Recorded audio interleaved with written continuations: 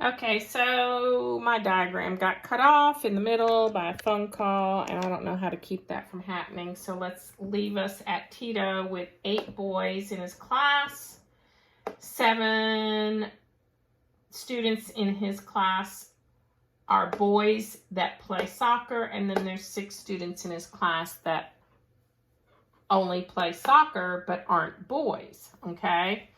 So, how many boys are in his class? Well, there are 8 boys here, but there are 7 boys because that's part of this circle, the boys circle. 7 boys play soccer. So, number 14 is 8 plus 7 equals 15 boys in the class, all right? So, then we move on to how many soccer players are there? All right, in the class.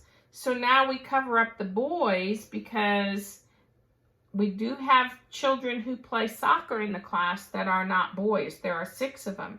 So on number 15, we have the 7 boys who play soccer plus the 6 students that play soccer that aren't boys for a total of 13 students, okay?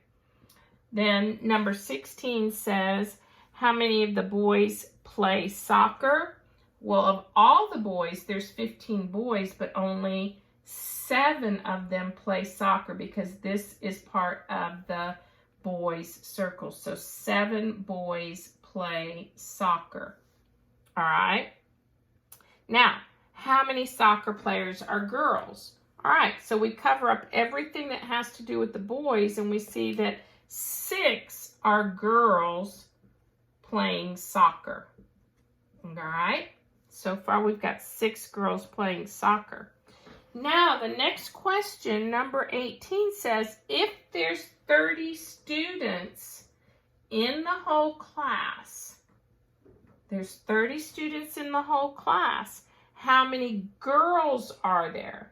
Well, let's look at how many boys are there. There's 15 total boys in the class, 8 that don't play soccer and 7 that do play soccer, okay? And over here, we've got 6 girls that play soccer. So that would be 9 girls don't play soccer because 15 plus 6, all right, is 21. If there's a total of 30 students in the class, minus the 21, the 15 boys and the 6 girls that play soccer, that leaves us with a total of 9 girls that don't play soccer. So there's 15 girls and 15 boys in the class, all right? Hopefully you can see all that. If there's 30 students in the class and 6 of those girls play soccer, that means 9 girls do not play soccer, okay? Hopefully this explains, I'm going to put it back so you can look at it while I'm talking a little bit. It explains Venn diagrams. You will have Venn diagrams on your homework, so you might have to refer back to this video in order to review doing Venn diagrams on your homework sheet.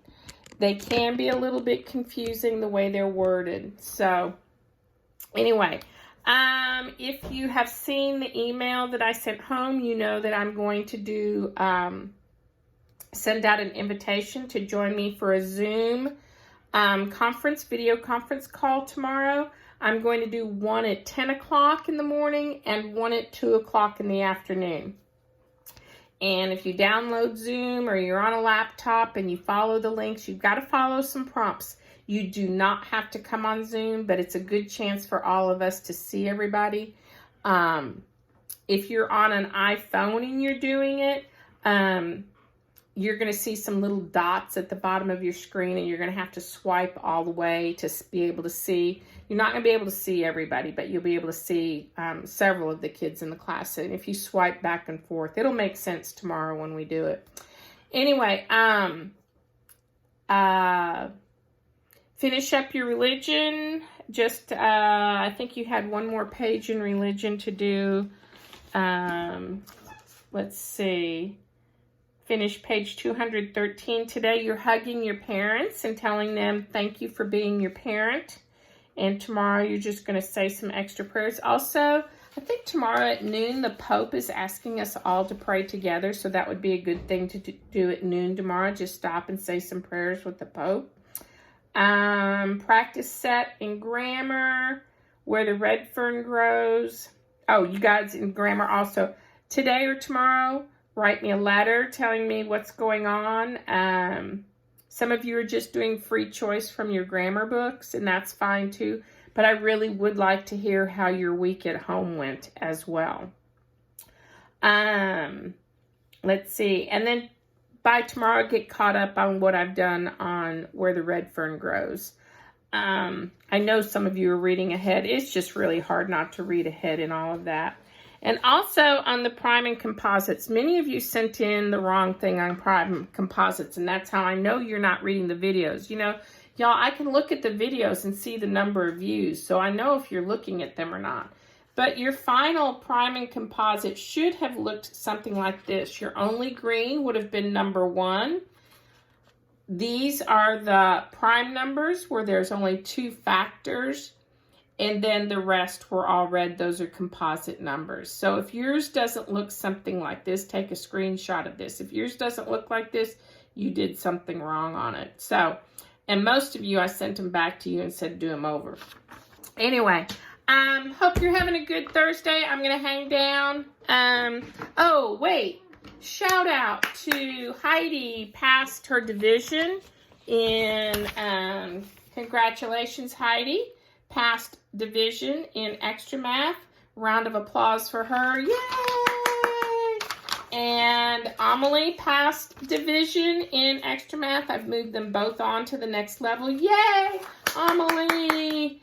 At some point, people, you will get your hot fudge sundaes. When we get out of quarantine, we'll have a hot fudge sundae party. I promise you.